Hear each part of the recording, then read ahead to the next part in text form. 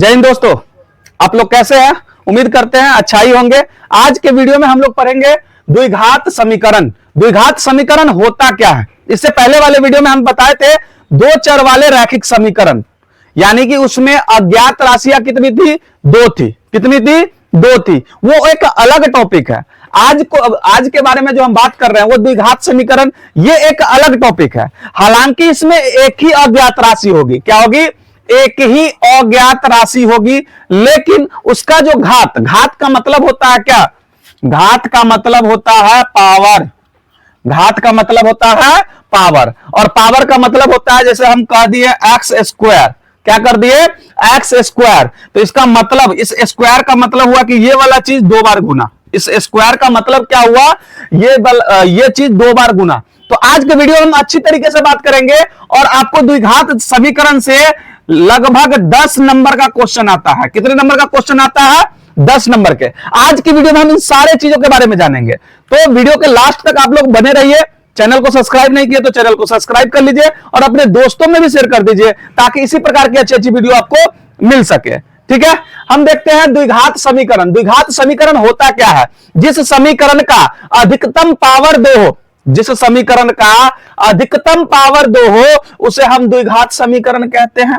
अधिकतम पावर, जैसे हम कोई समीकरण लिखते हैं, जैसे लिख दिए 3x square plus 4x plus 6, ये हम समीकरण लिखे, इसका अधिकतम पावर क्या है? 2 है। अगर इसी में हम लिखते हैं 3x cube plus 4x plus 6, क्या यह द्विघात समीकरण है? नहीं, क्योंकि यह टोटल समीकरण का अधिकतम घात कितना हो गया?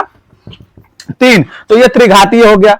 2 है अधिकतम घात, तो द्विघात हो गया। अगर 1 रहे तो वो रैखिक समीकरण कहलाता है। तो आज के वीडियो में हम जानेंगे द्विघात समीकरण। आपको अच्छी तरीके से इतना तो समझ में आ गया कि इस समीकरण में अधिकतम पावर 2 होगा। क्या होगा?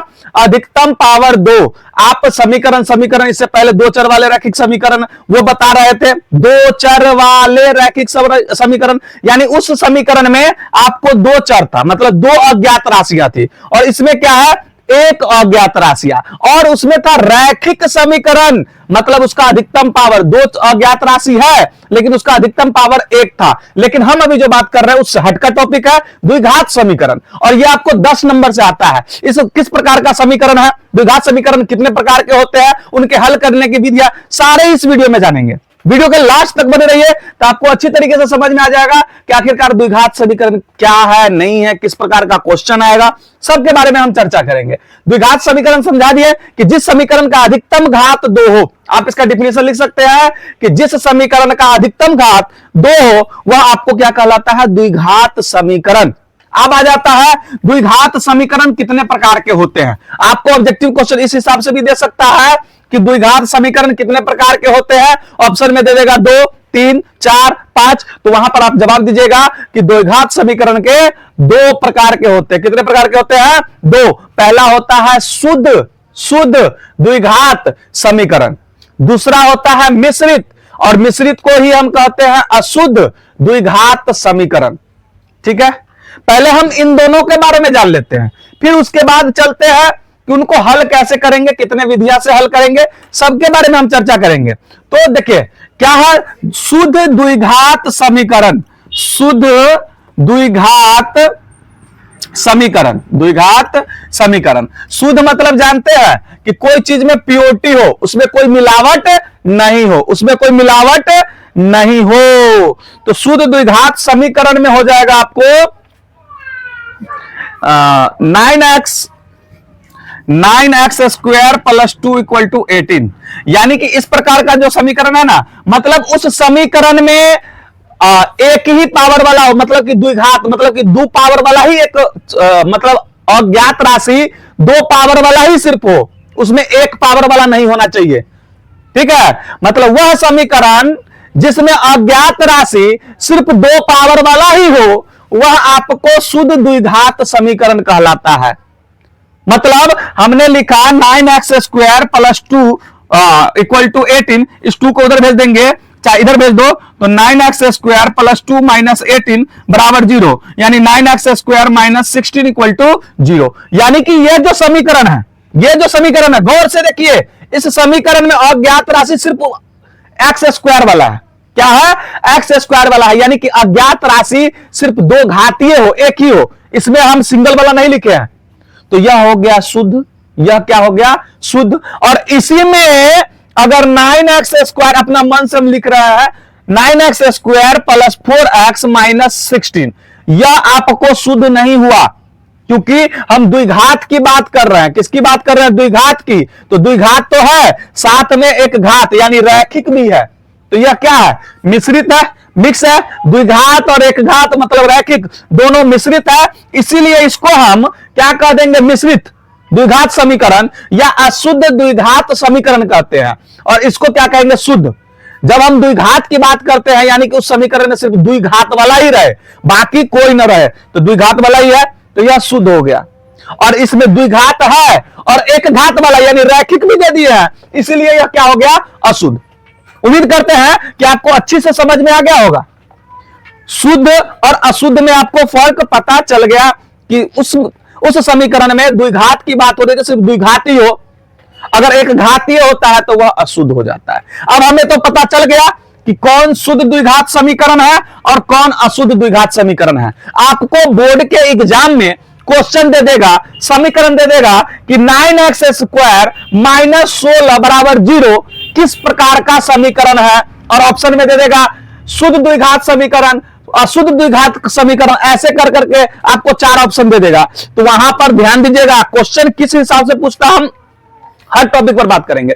पहले तो हम बता दिया है कि द्विघात समीकरण कितने प्रकार के होते हैं, एक नंबर उस टाइप से भी आ सकता है। दूसरा, ऐसे समीकरण दे देगा, कहेगा कि बताइए शुद्ध द्विघात समीकरण कौन है। चाहे आपको इस टाइप का दे देगा, कह देगा यह किस प्रकार का द्विघात समीकरण है, शुद्ध है, अशुद्ध है, इनमें से कोई नहीं, एक और कोई समीकरण दे देगा, दो चर वाले रैखिक समीकरण दे देगा। तो आप वहां पर कंफ्यूज नहीं होइएगा। दो चर अलग हो गया, द्विघात अलग हो गया, जब शुद्ध की बात होगी तो उसमें एक रैखिक वाला नहीं होना चाहिए। सिंपल सी माइंड में पंडा बैठा लीजिए, अगर एक रैखिक उसमें घुसा है तो वह अशुद्ध है। तो इस प्रकार का क्वेश्चन एक नंबर का आएगा ही, ये तो आपको क्लियर कर दिया। ठीक है, नेक्स्ट अब हम चलते हैं, जब हमें पता चल गया कि यह समीकरण द्विघात समीकरण है, फिर इसके बाद यह भी पता चल गया कि शुद्ध समीकरण और अशुद्ध समीकरण भी है, उसके बाद हमें यह जानना है कि समीकरण को हल आखिर करेंगे कैसे। आपको यह हल करने का है, समीकरण हल कर मान निकालने के लिए आपको 2 से 3 नंबर का क्वेश्चन पूछ देता है। इधर से 1 से 2 तो हम दिए ही है, एक तो ये पूछिए देगा, हल आपको इक्वेशन दे देगा, कहेगा इसमें x का मान निकालिए। चाहे मतलब हम जब भी अज्ञात राशि बोलते हैं तो एबीसीडी का कुछ भी आंसर आ सकता है, तो आप एक्स ही माइंड में बैठा कर नहीं रखिए, एबीसीडी का कोई सा भी लेटर है वह कोई सा भी लेटर आ सकता है। तो अब हम बात करते हैं कि समीकरण को हल करने की विधि। तो पहला विधि, इससे पहले हम पढ़ा चुके हैं गुणनखंड विधि। क्या? गुणनखंड विधि। और ये आज हम बताने जा रहे हैं श्रीधराचार्य विधि। आखिर गुणनखंड विधि में क्या करना होता है, श्रीधराचार्य विधि में क्या करना होता है, और एक हम यहां पर लिख दिए मूल, और ये लिख दिए यहां पर भी मूल। अब ये मूल क्या है, ये तो हम पहले बता चुके हैं, इसके बारे में हम फिर से डिस्कस कर लेंगे। गुणनखंड में क्या होता है, आप 2 गुणनखंड पद ज्ञात करके फिर 0 के बराबर 1 बाय 1 करके 0 के बराबर करके द्विघात समीकरण है तो उसके हल कितने होंगे। आपको ऐसा भी क्वेश्चन दे देगा कि भैया द्विघात समीकरण का हल कितने हो सकते हैं, कितने हल हो सकते हैं। तो आपको पता है जितना पावर रहेगा उतना हल रहेगा। अगर मान लीजिए उस समीकरण में अधिकतम पावर 2 है तो उसका हल कितने होंगे, 2। अगर उसका अधिकतम पावर 1 है तो उसका हल कितने होंगे, 1। अगर उस समीकरण का अधिकतम पावर 3 है तो उसका हल कितनी होंगी, 3। जितना अधिकतम पावर होगा उतनी हलों की संख्या होगी। अगर उस समीकरण का अधिकतम पावर 4 तो हल की संख्या 4, उस समीकरण का अधिकतम पावर 5 तो हल की संख्या 5। सबका हल निकलता है, सबका प्रोसेस होता है। इसी प्रकार का वीडियो अगर देखना चाहते हैं तो चैनल को आप सब्सक्राइब कर लीजिए। हम हल के बारे में 1 बाय 1 करके सब बता देंगे। प्लेलिस्ट बनी हुई है, आप हमारे चैनल पर विजिट कीजिए, प्लेलिस्ट में जाइए, आपको लाइन बाय लाइन से वीडियो मिल जाएगी। ठीक है, हम अब बात करते हैं कि गुणनखंड विधि तो बता दिया। श्रीधराचार्य विधि जो होता है ना, इसको हम कहते हैं वर्ग करके समीकरण को हल करे, समीकरण को हल करे। आप कंफ्यूज नहीं होइए, यह नाम सुनकर श्रीधराचार्य विधि सुनकर हल नहीं करिए। आप कोई सवाल में देता, ये श्रीधराचार्य विधि नहीं लिखकर लिख देता है वर्ग करके समीकरण हल करें, ठीक है, जहां पर हमें स्क्वायर करके, इसके बारे में भी हम सवाल बताएंगे। पहले तो हम थ्योरी अभी पढ़ा रहे हैं। क्या पढ़ा रहे हैं? थ्योरी। हो सकता है यह वीडियो लंबी हो जाए, तो नेक्स्ट वीडियो में इसका सवाल हम बता देंगे। गुणनखंड विधि से एक इक्वेशन लिखेंगे, उसको हम गुणनखंड विधि से भी हल करके बताएंगे, श्रीधराचार्य विधि से भी हल करके बताएंगे, ये मूल से भी। आज हम थ्योरी सिर्फ पढ़ लेते द्विघात समीकरण का, ठीक है। तो देख लीजिए, आपको पता चल गया कि श्रीधराचार्य विधि में क्या करना होता है, वर्ग करके समीकरण को हल करना। क्या? वर्ग करके समीकरण को हल करना। अब यहां पर जो हम मूल कह दिए, मूल ही है हल, मूल ही है हल, या एक्स का मान या अज्ञात का राशि का मान। तो यह जो टर्म किस कंडीशन में आता है, यह टर्म किस कंडीशन में आता है, तो इससे आगे का एक टॉपिक होता है डी बराबर B square minus 4ac, B बराबर डी बराबर B square minus 4c, B square minus 4ac। यहां पर जो आपका डी है, यहां पर जो आपका डी है वह हो जाता है विवेचक। क्या हो जाता है? विवेचक। आप लोग माइंड में क्वेश्चन, इस टाइप का क्वेश्चन आता है, आपको समीकरण दे देगा, कह देगा विवेचक निकालिए या विवेक्तर निकालिए, तो आप कंफ्यूजन नहीं होइएगा, इस फार्मूला पर निकाल लीजिएगा। यह जो ए बी सी जो है ना, हम अभी सब लिख देते हैं, डी जो है वह विवेचक है, या इसी को हम कहते हैं विविक्तर। क्या कहते हैं? विविक्तर। यह जो बी है, बी किसका गुणांक होता है, तो समीकरण मतलब कि एक घातीय का गुणांक होता है। यहां पर हम लिखते हैं एक घातीय अज्ञात राशि का गुणांक, एक घातीय अज्ञात राशि का गुणांक भी होता है, राशि का गुणांक। हम कोई एक्स वाई नहीं लिखते हैं, एक घातीय अज्ञात, यानी अज्ञात राशि कुछ भी हो लेकिन उसका पावर एक होगा, उसी के साथ यह बी गुणांक होगा, उसी का गुणांक होगा। और ए क्या है, तो ए जो होता है द्विघातीय अज्ञात राशि का गुणांक, राशि नहीं उसका गुणांक, यानी उसके साथ गुना। जैसे हम समीकरण कर दिए 4x square plus 9x plus 6, तो यहां पर एक घातीय या रैखिक, यही ना हुआ, तो इसमें अज्ञात राशि यही है, इसके साथ गुणांक क्या है, 9 है, तो बाबू रे बी आपका 9 हो जाएगा। क्या हो जाएगा? 9। एक चीज ध्यान रखिएगा, अगर यहां पे माइनस रहे, यहां पर माइनस रहे, तो सिर्फ हम 9 नहीं बोलेंगे, हम बोलेंगे बी बराबर -9। क्योंकि द्विघात समीकरण का सूत्र क्या होता है, द्विघात समीकरण का सूत्र होता है ax square plus bx plus c। यही टर्म होता है। जब समीकरण का सूत्र ax square plus bx plus c, तो हमें प्लस से मतलब था, लेकिन यहां पर माइनस आ गया, यानी कि b का मान -9 होगा। हमने अब बताया ए जो होता है, हमने बोला द्विघातीय अज्ञात राशि का गुणांक, तो द्विघातीय अज्ञात राशि का गुणांक 4 है। राशि समझ में आया? राशि तो क्या हो गया, यहां पर देखिए मतलब कि ए बराबर क्या हो जाएगा 4, और यह जो सी है, सी आपको हो जाता है कांस्टेंट वैल्यू। इट मींस अचर राशि, ठीक है। अचर राशि का मतलब होता है जिसका मान नहीं बदले, इट मींस इसमें किसका मान नहीं बदलता, ये 6, यानी सी बराबर हो गया 6। यानी ये पहले लिखकर उसके बाद हम विवेचक निकालेंगे, हर चीज पर चर्चा करेंगे, हर का सवाल हम सॉल्व करेंगे। आप कंफ्यूज नहीं होइए, अज्ञात राशि अचर कंफ्यूज नहीं होना है, अज्ञात अलग चीज हो गया, अचर अलग हो गया, ठीक है। तो हम इसका एबीसी बता दिए हैं, ठीक है ना। तो हम विवेचक बता दिए कि विवेचक क्या होगा, डी बराबर बी स्क्वायर माइनस 4ac, ठीक है। इतना समझ में आया? आप लोग इसको नोट डाउन कीजिए। देखिए डी बराबर क्या होता है, बी स्क्वायर माइनस 4ac। अब हम जानेंगे कि हल आखिर आपका किस पैटर्न पर कैसा होगा, हल क्या होगा, वास्तविक होगा कि समान होगा, वास्तविक होगा कि असमान होगा, या वास्तविक नहीं है, उनके हल कैसे करना है, सब कुछ हम जानेंगे। देखिए जब बी स्क्वायर माइनस 4ac जब आपको 0 से बड़ा हो, तो हलों की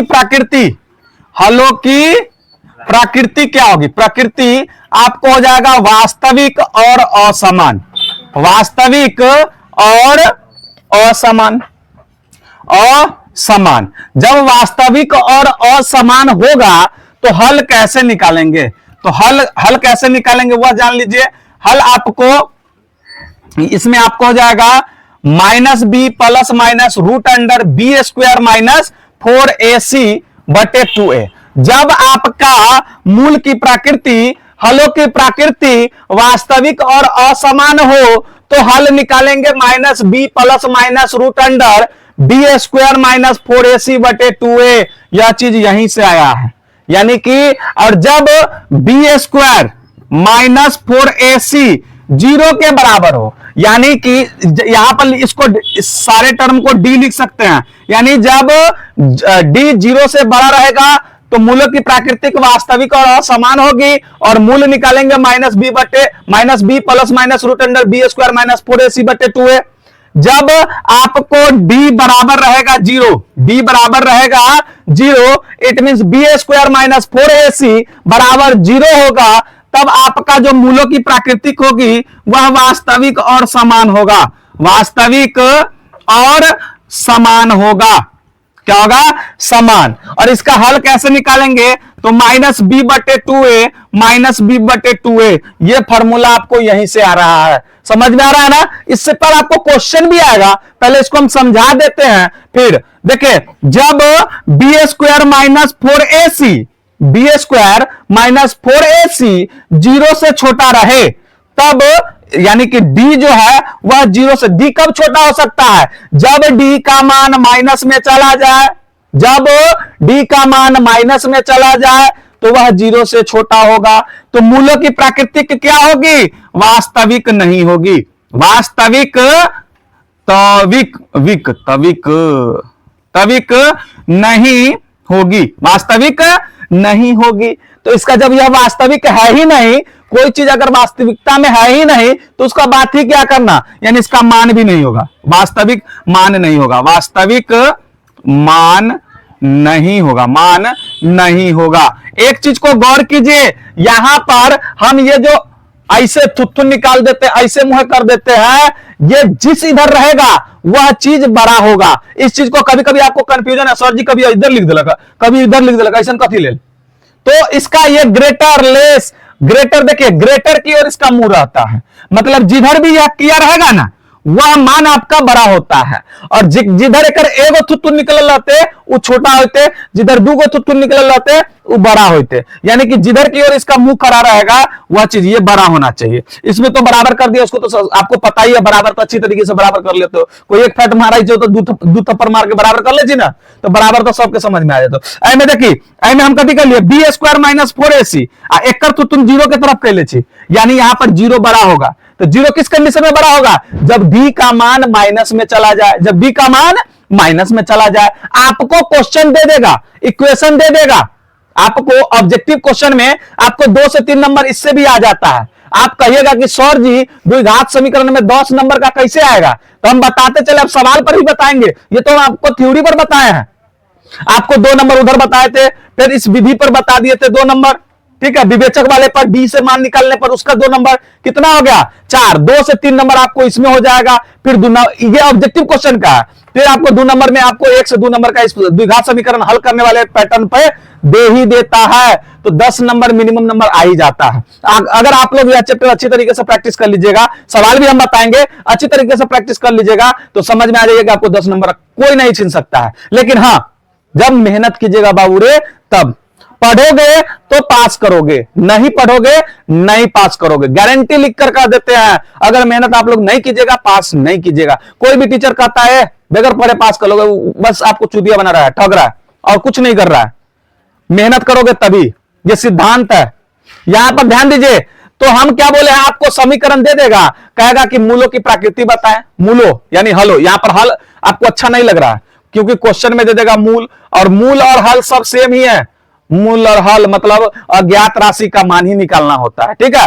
तो मूलों की प्रकृति के निकालने के लिए हमको क्या करना होगा, ध्यान में रख लीजिए। कल के वीडियो में जब हम बताएंगे तो उसमें बोलिएगा सर जी मूलों के प्राकृतिक विवेचक के मान निकालना होगा और देखना होगा कि वह किस टर्म में है, जीरो से बड़ा है कि जीरो के बराबर है कि जीरो से छोटा है। यानी मूलों की प्रकृति और मूलों का हल अगर देखने द्विघात समीकरण में अगर नियम के अनुसार आएगा तो हमको वहां पर विवेचक का मान देखना ही होगा।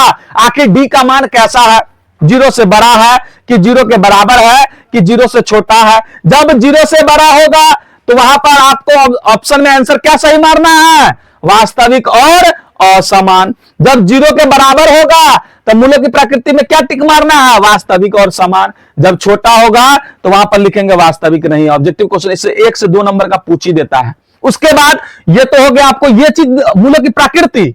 उसके बाद हल निकालने के लिए कहेगा, समीकरण दे देगा कहेगा हल निकाले। तो हल देखिए जब ऑब्जेक्टिव क्वेश्चन में देता है ना तो ये जरूरी नहीं है कि हम इस पैटर्न पर भी हल करें, इस पैटर्न पर भी। आप किसी भी पैटर्न से ऑब्जेक्टिव क्वेश्चन में देखने तो नहीं जाता है, हमें सिर्फ आंसर में टिक मारना होता है क्योंकि 4 को ऑप्शन दिया हुआ है, उसमें से कोई ना कोई एगो सही होगा। तो हम गुणनखंड विधि से भी हल कर सकते हैं, श्रीधराचार्य विधि से भी हल कर सकते हैं। और इस पैटर्न पर भी, इस पैटर्न पर पहले डी का मान निकाल लीजिए और उसके बाद देखिए वास्तविक है कि नहीं है, उसके बाद सॉल्व कर लीजिए। अब वो आप देख लीजिए आपको आसान किस पर है, किस पर प्रैक्टिस करते हैं। वैसे सब तो आसान है, प्रैक्टिस करने वाले के लिए हर विधि आसान है। ठीक है, सबको अच्छी तरीके से समझ में आ गया। कल के वीडियो में हम चलेंगे इसका जो भी क्वेश्चन किस प्रकार से आता है, हम ऑब्जेक्टिव क्वेश्चन सब्जेक्टिव दोनों पर चर्चा करेंगे। इसलिए आप लोग इसको अच्छी तरीके से देख लीजिए, नोट डाउन कर लीजिए, पढ़ लीजिए ताकि कल के वीडियो में आपको काम आए। ठीक है, और इस पर सवाल बता देंगे, उसको भी प्रैक्टिस कर दीजिए तो आपको 10 नंबर का मार्क्स का नंबर का क्लियर हो जाएगा। डाउट्स जो भी डाउट्स होगा क्लियर हो जाएगा।